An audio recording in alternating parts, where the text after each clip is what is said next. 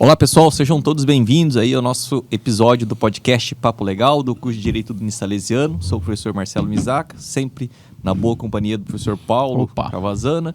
Hoje o professor Everton aqui tá esquecendo de colocar o bonequinho dele aqui, né? Vai perder a cesta básica esse mês. Gripe, gente, gripe, acontece.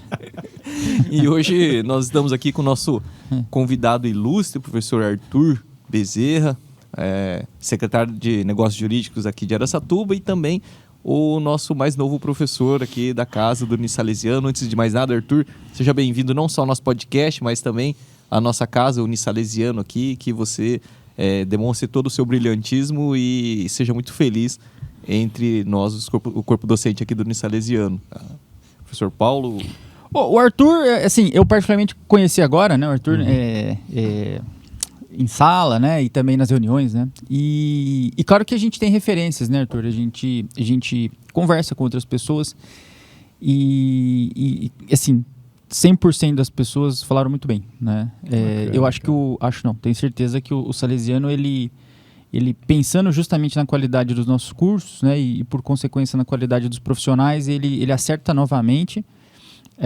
E claro, seja muito bem-vindo, né? Não só ao podcast, né, do direito, mas também à instituição, né? E a gente tem tudo para dar certo aí. Bom dia, né? Bom dia, Arthur, tudo bom? Rapaz, já vou me adiantar, porque fiquei emocionado agora, né? Nada. Obrigado pelo convite, Cavazana, Mizaca. Escutar essas palavras de pessoas que a gente já conhece, porque assim como o Cavazana disse, o Mizaca eu já conheço de outras épocas, visto magistrado, né? Então na advocacia a gente acaba tendo esse contato profissional. O Cavazana, por questões mesmo da boa fama também, né? A gente está no meio do acadêmico, então a gente acaba nos conhecendo pelo menos de rede social, de amigos em comum, né? Mas chegar aqui, numa gravação dessa, numa conversa dessa, e ouvir tais palavras, cara, assim, é para ganhar o dia, é para ganhar o mês. Estou muito agradecido e muito feliz por estar aqui no podcast e agora incorporando o corpo docente do Salesiano. E o Arthur, ele é bem nascido, né, Arthur? Da terra de Maria Chica, lá terra de Maria lá Chica. de Penápolis, né? Então a gente já conhece desde lá. E, Arthur, como foi aí, né? Os alunos, a gente procura aqui no nosso podcast reproduzir como se fosse uma conversa que os alunos gostariam de ter com o professor, sentado em algum lugar mais informal, né? Então, a gente muitas vezes faz esse papel do aluno, de fazer perguntas que os alunos fariam para você fora da sala de aula, vamos dizer assim, fora da matéria, né? Que o professor explica. Então, se você puder contar para nós aí quem é o Arthur, como foi a trajetória do Arthur até o Arthur professor, para os alunos saberem, né, quem foi, quais foram as dificuldades, enfim, a trajetória que você seguiu para chegar até aqui. Vamos lá. Boa essa pergunta, né? É difícil a gente falar de nós mesmos, né? Mas eu acho que tem muita coisa que a gente vive que marca a vida da gente e isso potencializa uma sensação até de realização, né, cara? Poxa, você olha para trás e fala assim, nossa, venci aquilo, passei por aquilo, tracei esse caminho que eu achei que nunca iria traçar, né? Eu, como o Mizaca mesmo disse, sou de Penápolis, a terra da Maria Chica, aí para aqueles que não sabem, é Penápolis, né? A famigerada, querida Penápolis. Sou nascido, criado lá, assim como a maioria do pessoal da região, ainda mais há 20 e poucos anos atrás, me formei aqui em Araçatuba, na Toledo, né? A época era o curso que tinha na cidade, era da Toledo, então da região, aliás, né?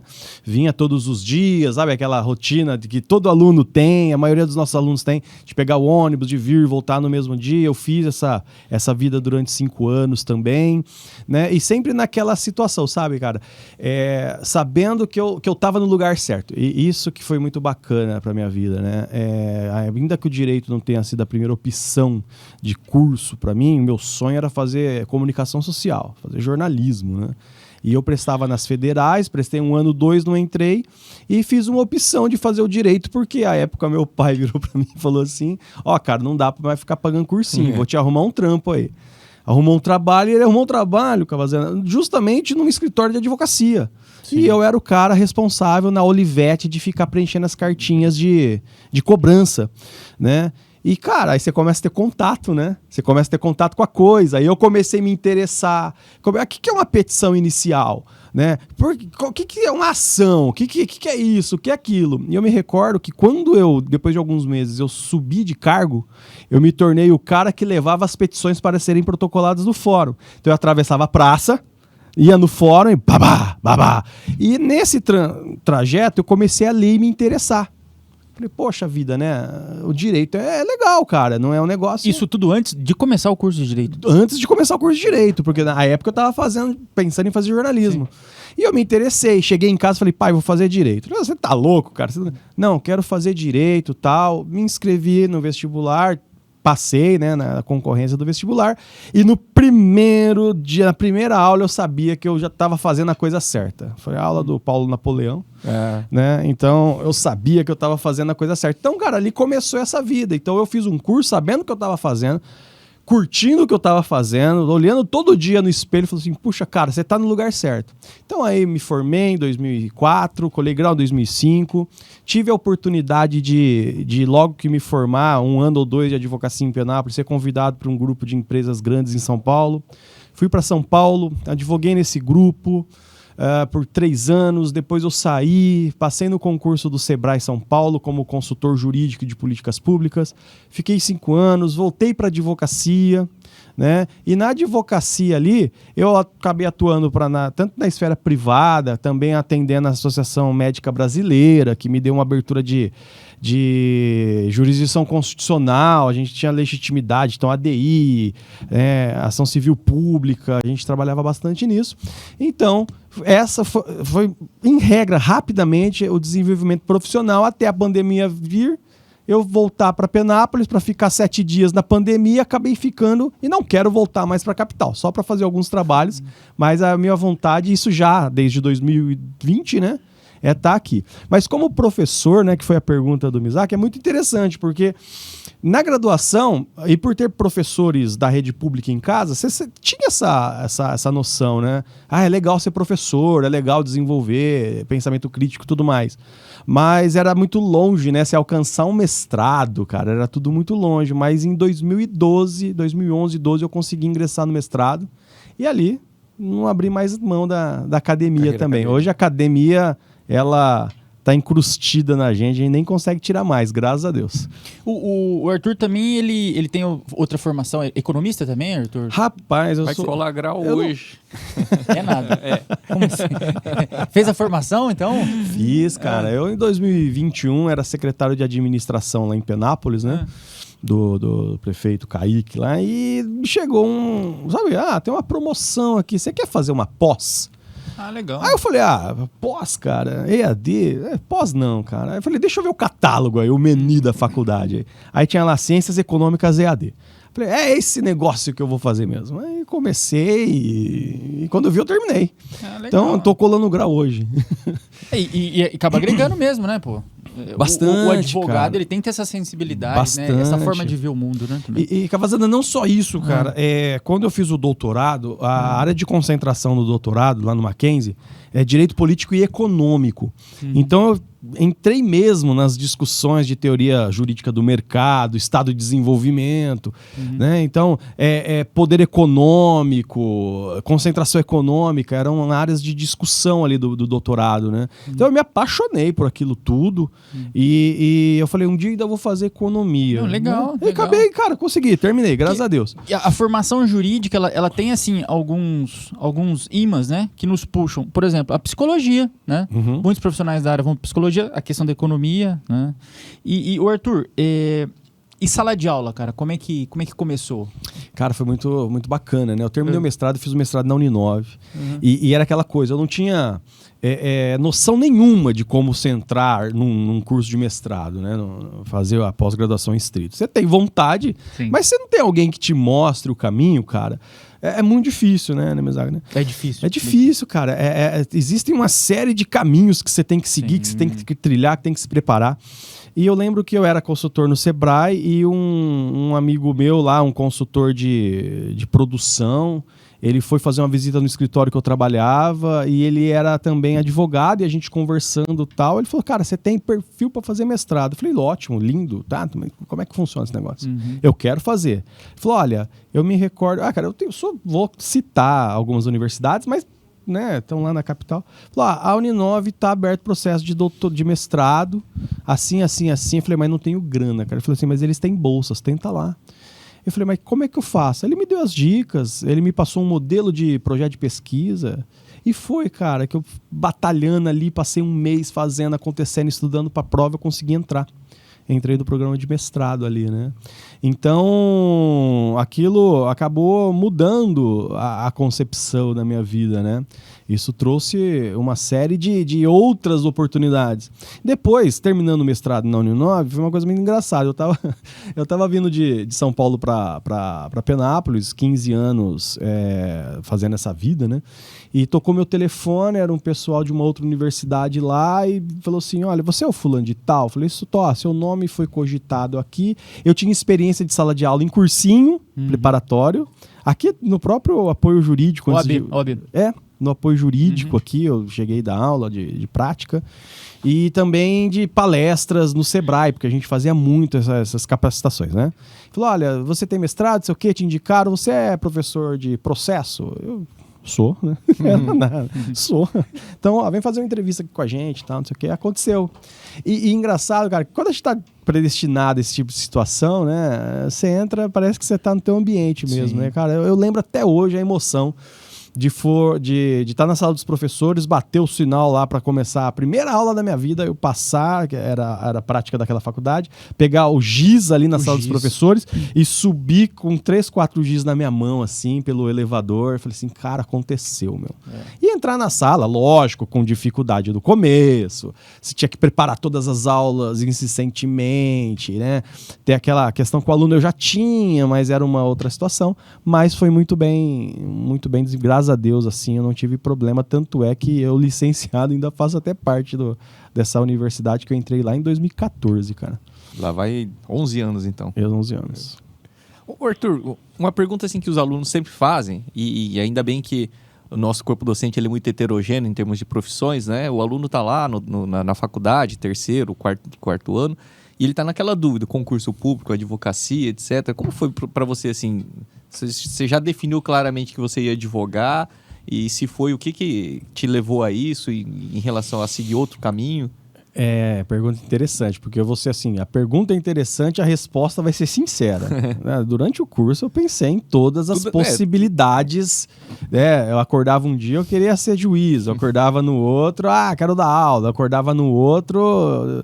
Então assim, eu não tive, é óbvio que a advocacia, né, no curso de Direito, no bacharelado, ela não deixa de ser a realidade mais próxima do aluno. Né? Ela é a realidade mais próxima. Então, sempre você se vê como advogado. Né? A primeira imagem que você tem de você mesmo é sendo advogado. Né? E foi muito engraçado porque, como eu disse, né, eu nem tinha entrado ainda no curso, eu já trabalhava num escritório de advocacia. Já teve acesso à rotina. Eu já tive acesso. Então, a minha vida sempre foi mais puxada para advocacia mesmo, né? Mas eu vejo que a coisa foi acontecendo de uma forma natural. E natural, até posso dizer, até pejorativamente, porque eu poderia ter encasquetado com outra coisa e planejado melhor isso, né? Mas aconteceu de forma natural. Então a advocacia foi algo que para mim ela era mais próxima daquilo que eu podia ser. Não que depois eu não prestei um concurso ou outro, né? Fui procurador concursado de município, uma série de outras, né? Se eu for falar aqui tudo que eu já fiz, a gente tem um tempo para falar. Mas a advocacia foi algo que me levou naturalmente. Agora, um recado que você dá pro aluno é o seguinte, cara.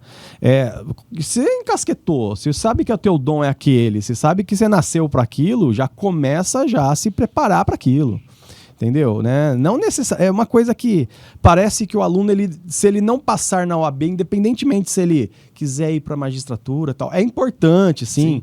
Mas se ele colocar na cabeça dele no meio do curso que ele quer ser magistrado, começa a se preparar desde já. Entendeu? Não, pra mim foi acontecendo meio que naturalmente, porque eu já estava na advocacia já.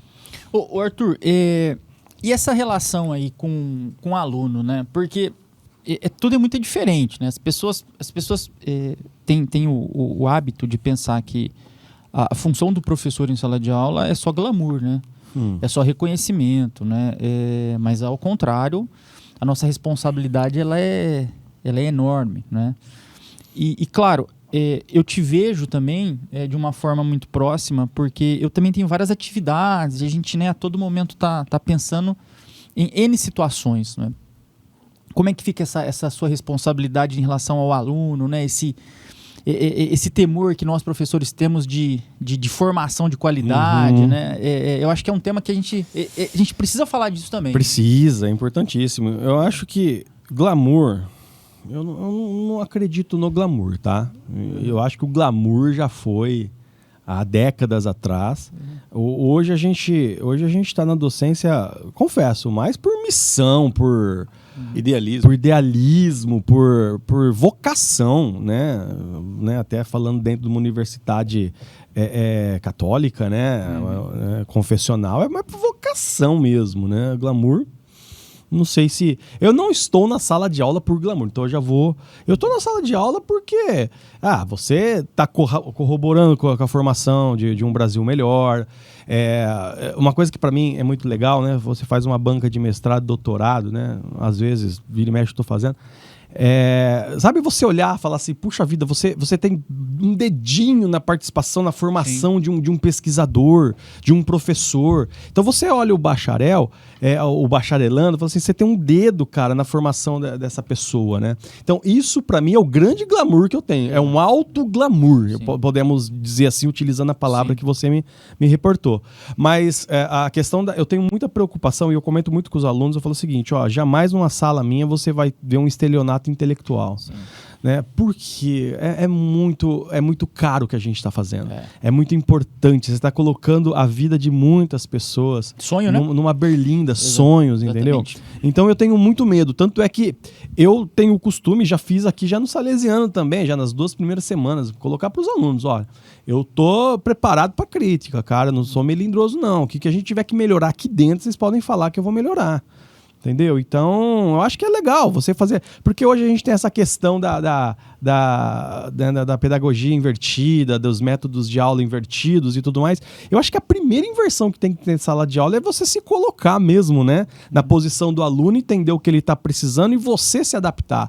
Eu acho que a grande glamorização hoje é você deixar de ser aquele método coimbrão de ser, que você senta, fuma na sala e, né, não pode mais, mas, né, e você discursa pro aluno. Não, é você entender o que ele está precisando e você também se adaptar à necessidade do aluno. Eu tenho essa percepção, até que eu gosto muito de citar o Guimarães Rosa, né?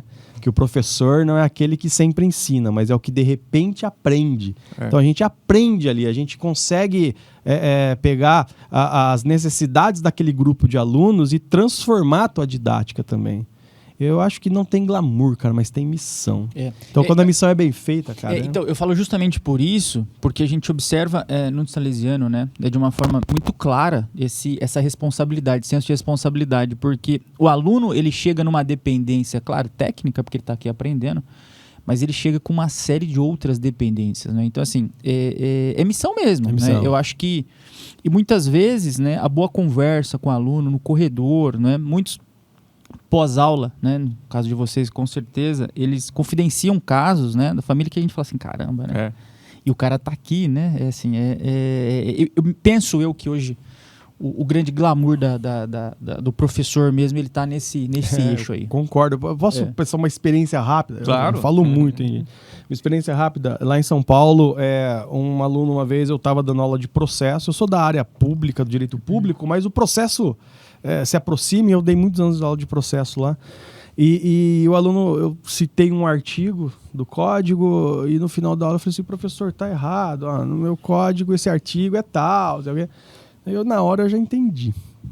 Eu virei e falei assim, deixa eu dar uma olhada no teu código. Ele tava com o código de 73, a gente já tava trabalhando de 2015. Eu falei, olha, teu código tá desatualizado, tal, você precisa comprar o de 2015, tal, o código Fux, lá. Ah, professor, obrigado, tal, não sei o quê. Aí saindo da sala, assim, cara, me bateu um aperto. Eu tava com o meu codigão bonito, comentário, não sei o quê, bababá. Bateu um peso, eu chamei o fulano, vem cá, cara, não sei o quê. Tó, cara, é teu. Pô, tá aqui. Mas Tó é teu. E, cara, assim, você precisa ver como o aluno mudou em sala de aula, cara. Como ele passou a te respeitar mais em sala de aula. Então, são histórias que você vê, cara, que quando você sai daquele personagem e você humanifica a tua relação com o aluno, além de ser um prazer pro professor, cara, porque eu fico tão feliz, cara, de você encontrar no corredor, o aluno reportar uma história que tem com você outra, mas quando você vê que aquilo pro aluno também teve efeito, surtiu, você de alguma forma motivou, esse é o glamour, cara. Esse é o grande glamour. A gente fala aqui várias vezes de professores que vêm aqui e tem uma questão em comum. Todos falam a mesma coisa, né? Que é esse feedback que a gente tem. Um dia a gente se espelhou em algum professor, né? E hoje a gente tem alunos que se espelham na gente. Por bem ou por mal. É o que eu digo para os alunos. Eu sirvo de espelho para vocês por bem e por mal. De olhar e falar, não, isso que ele faz eu não vou fazer, mas já é um parâmetro, né? Ou isso que ele faz é legal, eu vou fazer também. Então eu acho que a grande missão nossa tá aí.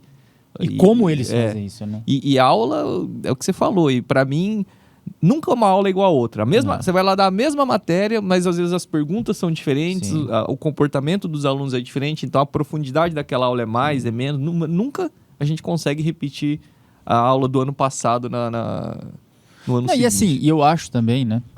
O como é bom, o pós, né? A formação, né? Porque eu tive o prazer de trabalhar em processos, né, em lados opostos com alunos, né? E você, no caso, com certeza o Misaka decidindo pretensões que foram construídas, né, por ex-alunos. E assim, na verdade o nosso grande fechamento, né? Quando você observa um bom trabalho, você fala assim, poxa, né, valeu a pena, né, todo o desgaste. Porque o Arthur e o Misaka cá entre nós, né? Professor universitário, porque nosso maior eixo de atuação é noturno, né? É um cara que não tem ambiente social, meu. Né? Eu tava conversando com a minha esposa recentemente, né? Agora que deu uma diminuída num dos dias de aula, nossa, porque antigamente a gente dava aula de segunda a sexta. Eu não me recordo de um aniversário que eu tenha frequentado durante a semana, de um amigo, né? Verdade, assim, e aquela questão, o cara não te chama esse ano, você não vai, te chama no ano, ele não vai te chamar mais. Então assim, e a gente tem que passar para os nossos alunos que socialmente nós somos punidos também por essa missão que nós entregamos, né? Não, exatamente, quarta-feira agora. Recente, dei aula aqui no próprio Salesiano. Eu moro em Penápolis, então ainda tenho uma viagenzinha de 40 minutos. O pedágio, né? E minha família estava numa festa de aniversário de uma família amiga nossa lá. A minha sorte, cara, que eu cheguei em Penápolis 11h30, tava terminando a festa, ainda consegui chegar, dar um abraço no pessoal. Mas, cara, a galera tira onda na tua cara, né? Ô, você tava onde? Trabalhando até esse horário. Isso é hora de chegar. Então, assim, e isso pra gente é angustiante, que na minha cabeça, eu falo assim, puxa vida, cara, eu tava exercendo a minha profissão, eu tava fazendo pelos alunos, pela universidade, pela minha família, porque também é o nosso rendimento. E você chegar na festa dos amigos, os caras tiram onda na tua cara ainda, como se você fosse o caxião, ou se você fosse o bobão. Materialista em excesso. O bobão. E na minha cabeça, eu gostaria de escutar. Não, vai falar assim, poxa, cara, parabéns, velho. Olha, tá se doando. Olha a hora que você tá chegando em casa, porque de alguma forma você tá querendo transformar alguém ou a sociedade. Não sei se isso é muita pretensão da minha cabeça, cara. É isso mesmo. Mas é isso que você tá lá. Você chega em casa, você não vê teu filho dormir. Por quê, cara? Porque você tem uma visão, você tem uma pretensão de vida, quer mudar, né? Quer fazer, quer acontecer. O professor é isso, cara. Aí você ainda toma chacoalhada ainda. Então, assim, é isso aí, glamour zero, né? Sim. Mas satisfação pessoal 1000. Exato. É isso. Exato. As pessoas muitas vezes não entendem, né, a nossa satisfação. Né? E ela está exatamente nesse nosso bom diálogo aqui. Isso. É aqui que a gente observa, né, o que está acontecendo, os efeitos disso, né? Causa e efeito. Eu escuto muitas vezes o aluno, às vezes eles vão lá, eu não sei se eu chamo o senhor de doutor ou de professor, não, fica à vontade. Eu tô feliz de ver você aqui trabalhando, passou com a gente como aluno e agora você tá trabalhando aí, trabalhando certinho, dá mais orgulho ainda, né? Eu acho que essa é a retribuição. É a hora que você olha e fala assim, putz, aquele aniversário que eu perdi e tal, mas o aluno fala, professor, naquela aula lá, o senhor falou um negócio lá que me tocou, fez eu acordar para a vida, aí você fala, bom, não foi perdido, vamos dizer assim, esse aniversário. Mas entre nós três aqui, todos os professores que estão nos ouvindo, que a gente conversa e tal, chega no teu gabinete, em vez de chamar de doutor, te chamar de professor, a satisfação não é maior? Bem maior, cara. Bem maior. É um doutor mais alguma coisa, né? Exato. Não, você foi assim, além, né? E até no ambiente social, né? Na rua, às vezes você tá... E eu, particularmente, tenho um problema, cara, que eu não recordo o nome de ninguém, cara. Né? Eu, muitas vezes, a fisionomia. Fisionomia e também. Quantas vezes eu tô no centro de Araçatuba e ali tá todo mundo, né? E aí o pessoal passa do meu lado e aí eu percebo que a hora que chega próximo, eu não reconheci, né, de boa fé. Professor, como é que tá? Você aí, já sabe que foi aluno. A minha primeira pergunta é onde é que eu te dei aula, né? Quando que eu te dei aula, né? Aí a gente começa a interagir, mas isso é importante. É verdade, mas o prazer de ser professor vai além. Ô, Arthur, e vamos lá, vamos ser sinceros, né? Qual que é a sua idade hoje? 44. Você tá na minha, mais ou menos. O Misaka, né? O Misaka já tem uma... 70. Tá na verdade foi no aspecto da carreira, né? O Misaka, ele tá já tá encaminhado, aposentando. Né? Tá vendo? Mais uma benção de ser professor aqui. A gente não desacata a autoridade, né? Mas, assim, eu tô num nível da carreira, e você também, né? Que a gente tá no meio da história já. Rapaz, né? A verdade é essa, né? A gente subiu aqui a escada e a gente tá, né? Tem muito pra subir quem quiser, mas a gente tá no meio. E o que é a ideia do Arthur daqui pra frente? Como é que é? O que o Arthur meu pensa? irmão, é da aula, né? Tem uma banda? O que é? Não, Pescar. Eu vou contar um negócio aqui pra vocês. Na banda, vocês sabem que na adolescência eu e o Barilli tivemos uma banda de rock. É mesmo? Aí, ó. Ela vai retomar no Salesiano. Doutor Ratazana. Olha aí. Você tá de brincadeira. É seríssimo que eu tô te falando. Revelação quente. Penápolis, cara. Penápolis? Barilli? Barilli, ele morou muito Barilli tempo lá. Eu não sabia. Rapaz. Ele morava e nós estudávamos no mesmo colégio. Ele era de uma turma anterior à minha. E o Barilli é um grande amigo de sempre, né? E sabe as afinidades, né? O Iron Maiden e não sei o quê. Aí montamos uma banda, cara. E aí? Agora eu quero saber, como é que foi? Como é que foi esse negócio aí? Foi um fracasso, né? Quem percebeu que tá todo mundo no aula, foi um fracasso, né, cara? Quem que era o vocalista lá da banca? O Barilli? Fala que o Barilli. Ele já usava o suspensório. Não, cara, a gente era punk. Era punk? Você não tem foto pra nós, não? Dessa época? Eu vou tentar achar, cara. Na época o acesso era difícil, né? Não tinha vídeo, não tinha câmera, não tinha nada. Era o VHS, né? Não, VHS eu devo achar alguma coisa lá, cara.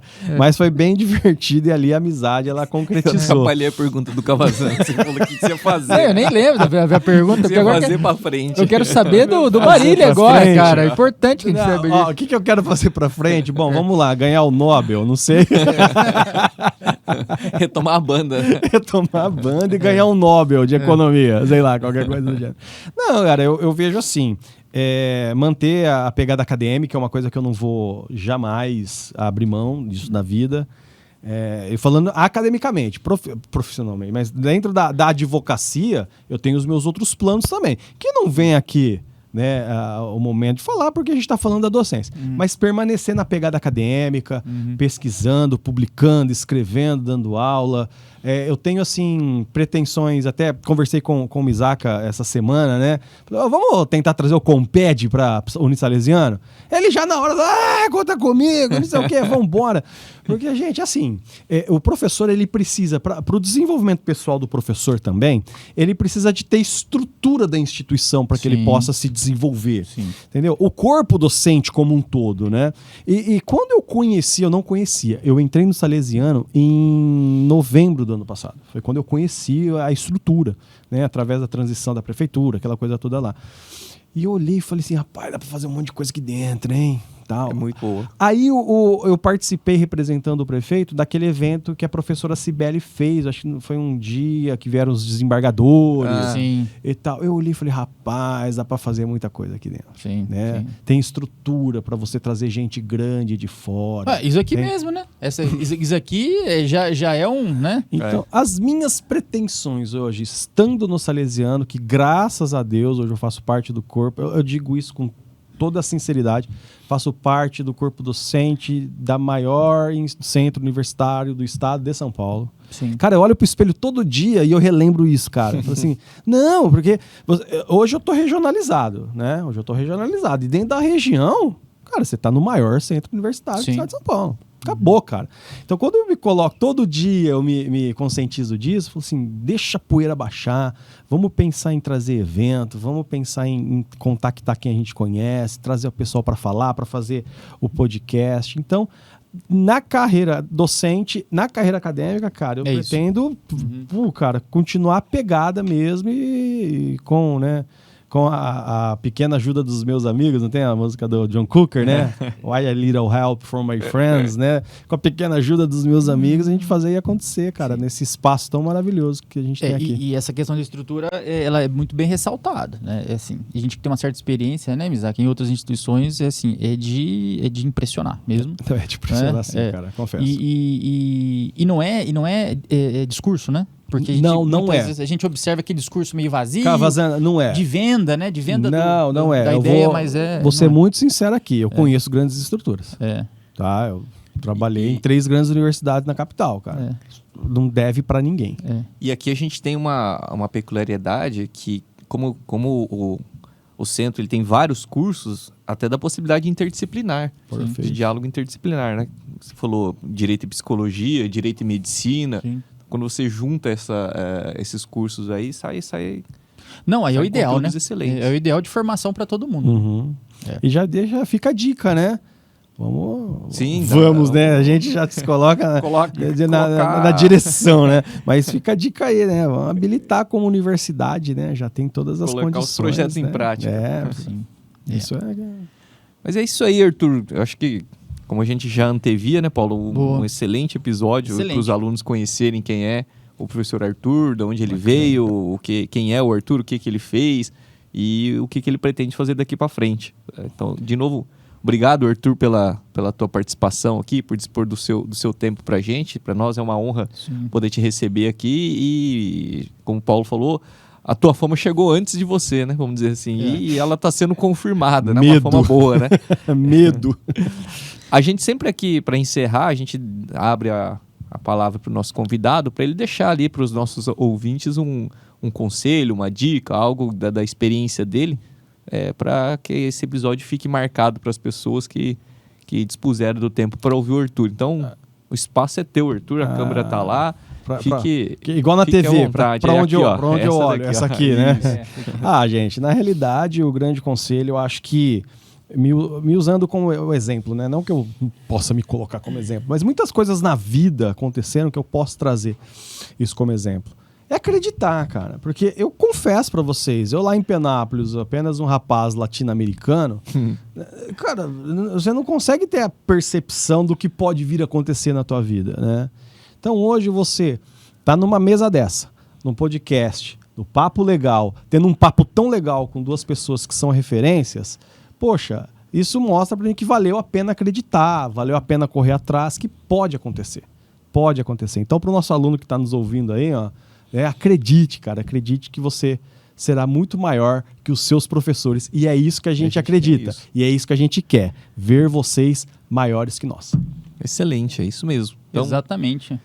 Até porque, né, se o aluno não superar o mestre, a ciência não evolui. Só vai evoluir quando o aluno supera o mestre. Seguiu o Arthur na rede social, que ele falou que vai colocar uma foto lá do Barilha. É verdade. Vou pedir pra edição colocar lá, a gente achar essa foto do Barilha e vocalista. Essa foto ela vai aparecer, Tem os caminhos para achar, vamos tentar achar. Pessoal, então... É isso aí, esse foi mais um episódio do nosso podcast Papo Legal, do curso de Direito do Salesiano. Fiquem com a gente aí para os demais episódios, tá bom? Grande abraço para todo mundo. Valeu.